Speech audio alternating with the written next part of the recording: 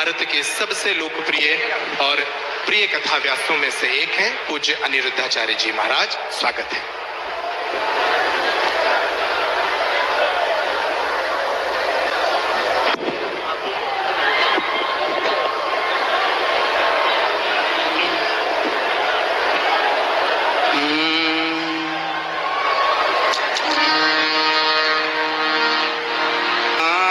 समारंभा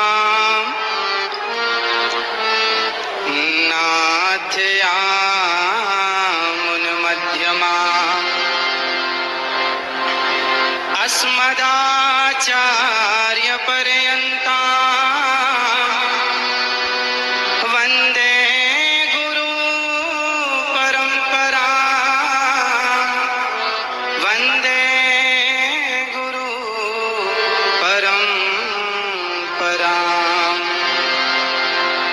जय जय श्री राधा रमण, जय जय नवल किशोर, जय गोपी चित चोर प्रभु, जय जय माखन चोर, जय जय माखन चोर।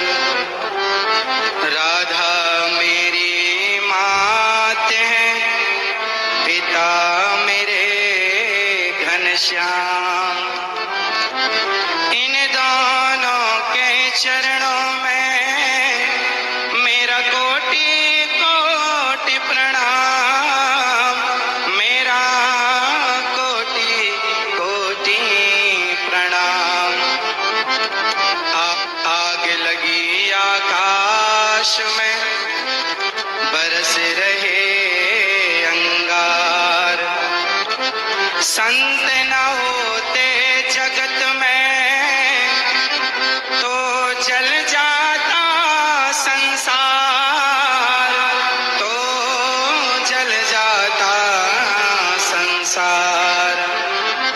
बोलिए श्री बागेश्वर वाला जी सरकार की, संत समाज की।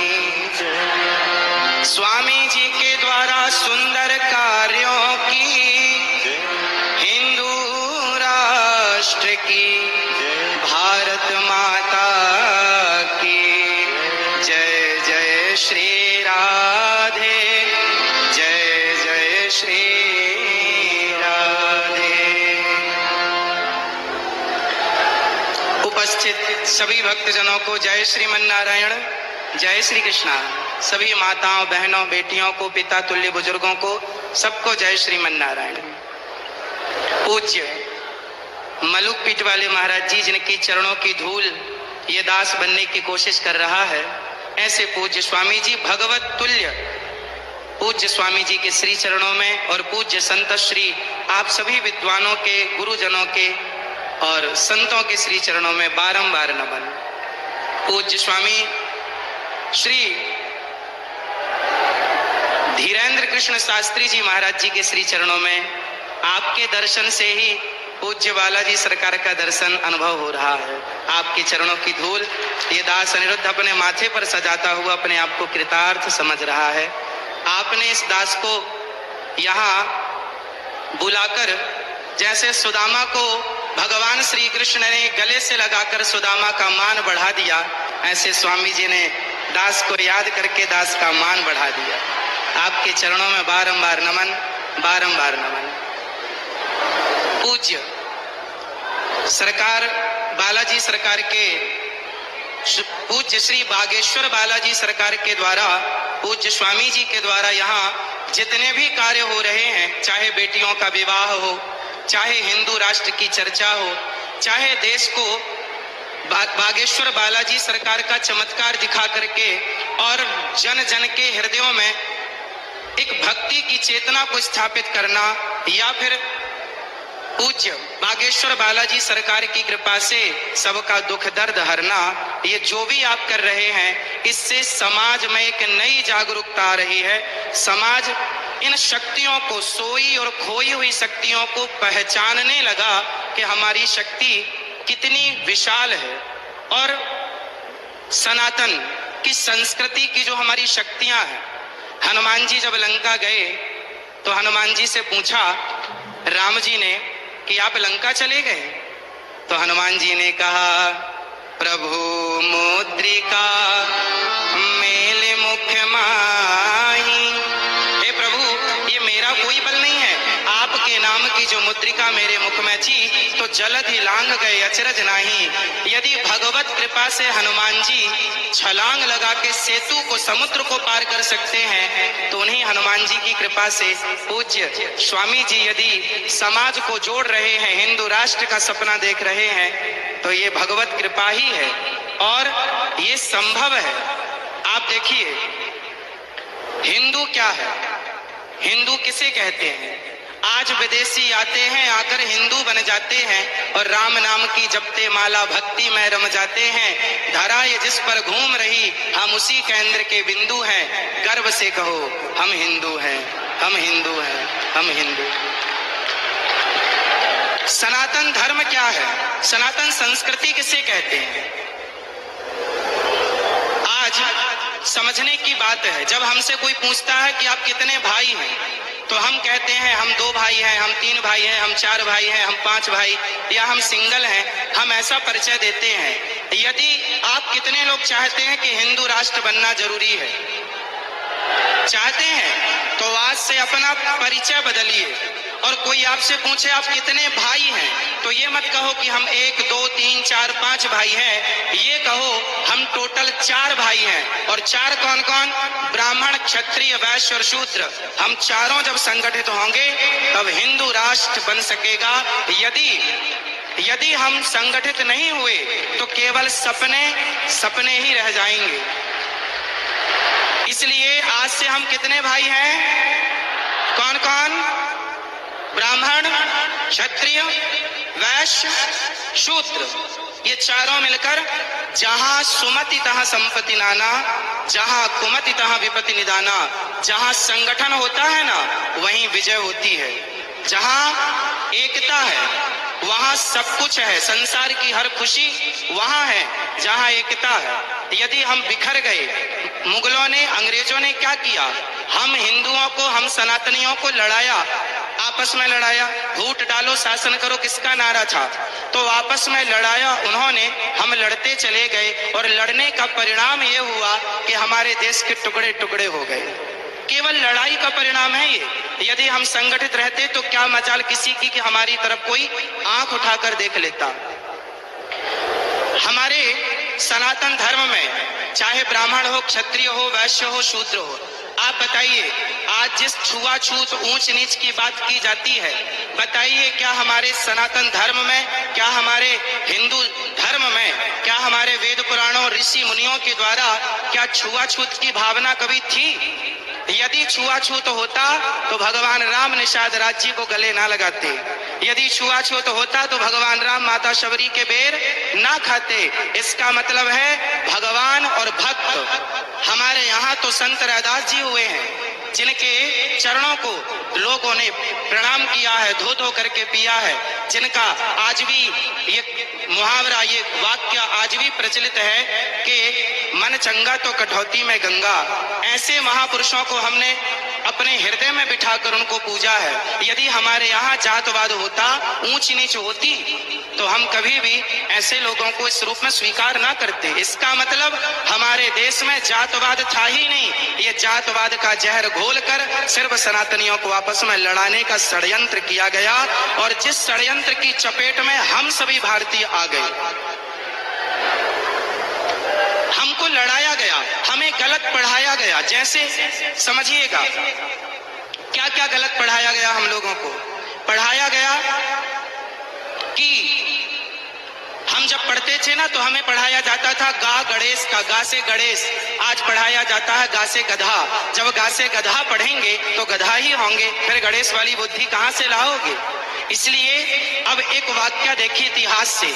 लोग कहते हैं कि हिंदू धर्म में सती प्रथा थी, राजा राम मोहन राय जी ने इसे बंद किया। ये जो जानकारी है ना, ये अधूरी जानकारी है। हमारे देश में, हमारे वेदों में, पुराणों में, ऋषि मुनियों के द्वारा हमारी संस्कृति में कभी भी सती प्रथा नहीं थी। यदि थी तो वह किस रूप में थी वो समझने की जरूरत है। हमारे यहाँ ऐसा नहीं था कि पति मर गया तो उसे जबरदस्ती चिता में डाल दिया जाए, ऐसा नहीं था। ऐसा था कि पांडु जी की मृत्यु हुई तो माता माद्री उनके इच्छा से कि मैं अब जाऊंगी, और अपनी स्वेच्छा से उन्होंने सती होना स्वीकार किया। जबकि माता कुंती ने कहा कि ये 5 बच्चे हैं, माद्री माँ ने कहा कि आप इनका ख्याल रखो। तो माता कुंती अपनी इच्छा से रह गई और माता माद्री अपनी इच्छा से चली गई। यदि हमारे देश में सती प्रथा थी तो दशरथ जी के चले जाने पर माता कौशल्या सती क्यों नहीं हो गई? यदि सती प्रथा थी तो दशरथ जी के चले जाने पर माता कौशल्या सती क्यों ना हो गई? इसका मतलब सती प्रथा हमारे यहाँ थी ही नहीं। हाँ, वो सती प्रथा थी कि जैसे मेघनाथ के मर जाने पर, उनकी मृत्यु हो जाने पर उनकी पत्नी ने अपनी स्वेच्छा, अपनी इच्छा से उस सतीत्व को स्वीकार कर लिया, अग्नि में प्रवेश कर गई अपने बल से। जबरदस्ती उठाकर डालना ये परंपरा हमारी कभी थी ही नहीं। हम हिंदू कैसे हैं? आज इस धरती पर जितने भी मजहब, जितने भी पंथ हैं, आप सबसे मिलकर देखिए हिंदू कौन है। हिंदू एक विचारधारा है, हिंदू एक सोच है। अहिंसा ही परमो धर्मः, जहां अहिंसा की बात होती हो वो हिंदू है। जो पूरी दुनिया में घूम कर देखिएगा, कोई धर्म के नाम पर जीव हत्या कर रहा है, बकरे काट रहा है, कोई धर्म के नाम पर सुअर काट रहा है, कोई कुछ खा रहा है, कोई कुछ खा रहा है। पर हमारे सनातन धर्म में बकरा बकरी खाने से त्योहार नहीं होता। हमारे यहाँ तो 56 भोग लगते हैं ठाकुर जी को। ये संस्कृति हमारी है। हम अहिंसा ही परमो धर्मा बात मानते हैं। अहिंसा हमारे यहाँ चींटी को भी दाना डाला जाता है, कुत्ते को रोटी और गाय को प्रथम रोटी और कुत्ते को अंतिम रोटी डाली जाती है। जहाँ कुत्ते का भी आदर हो, जहाँ गाय का भी आदर हो, जहाँ पीपल का भी आदर हो, जहाँ नदियों और समुद्र का भी आदर हो, जहाँ पत्थरों की पूजा हो, वही तो सनातन है। जहाँ माँ को भगवान माना जाए, पिता को भगवान, मातृ देवो भव, पितृ देवो भव, अतिथि देवो भव और ऐसे आचार्य देवो भव। जहाँ ऋषि मुनियों को आचार्य मानकर उनको प्रणाम किया जाए भगवान की दृष्टि से। ये संस्कृति अपने आप को सबसे छोटा और हमारे पूज्यों को सबसे बड़ा मानने वाली संस्कृति ही सनातन संस्कृति है। और गर्व से कहो आप लोग कि हम हिंदू हैं। ये धरा ये जिस पर घूम रही, हम उसी केंद्र के बिंदु हैं। गर्व से कहो, गर्व से कहो। तो आज से जात पात ऊंच नीच कौन कौन मिटाएगा? और आपस में गले लगकर रहिएगा। चाहे ब्राह्मण, क्षत्रिय, वैश्य, शूद्र, हमारे लड़ने झगड़ने का फायदा उन लोगों ने उठाया। गांव गांव आज हमारे हिंदू क्रिश्चियन होते चले गए। कारण जानते हैं? कारण ये है कि हमें लगा हमारे बगल वाले घर वाला चला गया, हमें क्या फर्क पड़ता है।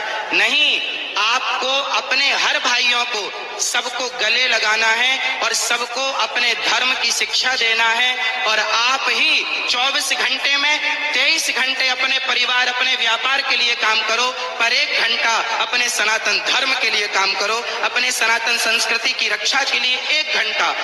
वरना आधा घंटा 30 मिनट भी यदि कोई निकाले और जन जन तक जाकर के यदि सनातन धर्म का परचम लहराए, लोगों को जागरूक करे, अपनी गीता, अपनी रामायण, अपने संतों की महान चर्चाएं सुनाए, तो क्या मजाल के कोई हमारा सनातनी हमसे फिसल कर कहीं और चला जाए। यदि बट गए तो घट गए, और बट गए तो घट गए, और घट गए तो मिट गए। यदि मिटने से बचना है तो संगठन जरूरी है, संगठित संगठन होना जरूरी है। और संगठन तब संभव है जब हम ये भूल जाएंगे कि हम ब्राह्मण हैं।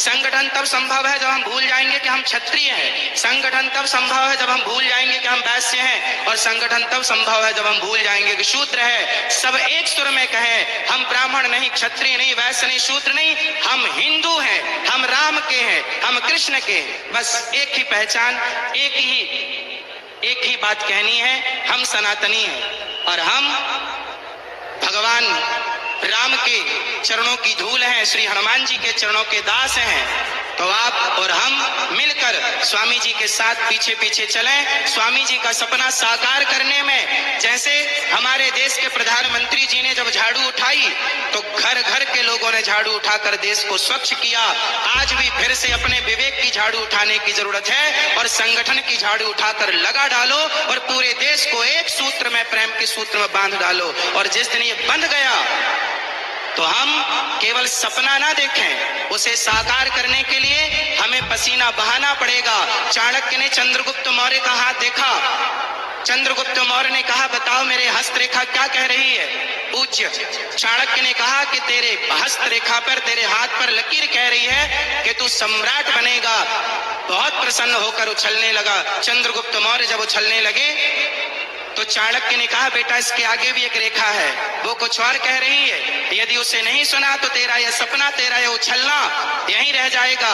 गुरुजी क्या रेखा है आगे की? तब चाणक्य ने कहा कि बेटा यदि तुझे सम्राट बनना है तो सिर का पसीना पांव तक पहुंचे, इतनी मेहनत करनी पड़ेगी, इतना प्रयास करना पड़ेगा। आपको धर्म के, सत्य के रास्ते से किसी भी हाल में डिगना नहीं होगा और जो धर्म के, सत्य के रास्ते पर चलता है उसी का लोक परलोक संवरता है। यदि हम संगठन रखें, हम संगठित हो जाएं और सपना देख रहे हैं तो पूज्य महाराज जी के साथ साथ चलने का। कितने लोग महाराज जी के साथ हैं? हम सभी, पूरा राष्ट्र, छोटे से बच्चों से लेकर बड़े बूढ़ों तक हम सब साथ में हैं और संगठन होगा तो हिंदू राष्ट्र की स्थापना पुनः होगी। गाय को फिर अधिकार मिलेगा जो अधिकार भगवान श्री कृष्ण ने दिया है। गाय को भी राष्ट्र माता होनी चाहिए, हाँ या ना? तो जब हम सनातनी संगठित होंगे ना तो सब पॉसिबल है, वरना लड़ते ही रहें, जातवाद में बटे रहें तो कुछ नहीं होने वाला। स्वामी श्री कृपात्री जी महाराज ने भी एक सपना देखा था। उस समय की वर्तमान इंदिरा गांधी जी से कहा था, उन्होंने कहा था कि आप मुझे प्रधानमंत्री होने का आशीर्वाद दो। पूज्य महाराज श्री ने कहा था कि मैं आशीर्वाद तो दूंगा पर गाय को राष्ट्रमाता घोषित करनी पड़ेगी। पर वो जीतने के बाद वायदे भूल जाते हैं और हम इसलिए पीछे हो जाते हैं कि हम संगठित नहीं हो पाते। मूल जड़ है संगठन, जहां सुमति तहां संपत्ति नाना, यह चौपाई याद रखिएगा और पूज्य महाराज जी के साथ साथ चलते रहिएगा। पूज्य बागेश्वर बालाजी सरकार की, पूज्य बागेश्वर बालाजी सरकार की जय। पूज्य महाराज जी के चरणों में दास का बारंबार नमन। और आपका ये प्रयास अति शोभनीय है। ऐसे महान पुरुषों के सानिध्य में आप ये प्रयास कर रहे हैं। इतना बड़ा प्रकल्प है, इतनी बड़ी यात्रा है, हम सब आपके साथ हैं और सभी मिलजुल करके हम अपने देश की सेवा करेंगे। जिस प्रकार से जरूरत पड़ेगी उस प्रकार से सेवा करेंगे। सभी गुरुजनों के श्री चरणों में दास का बारंबार नमन। सबको जय श्रीमन नारायण।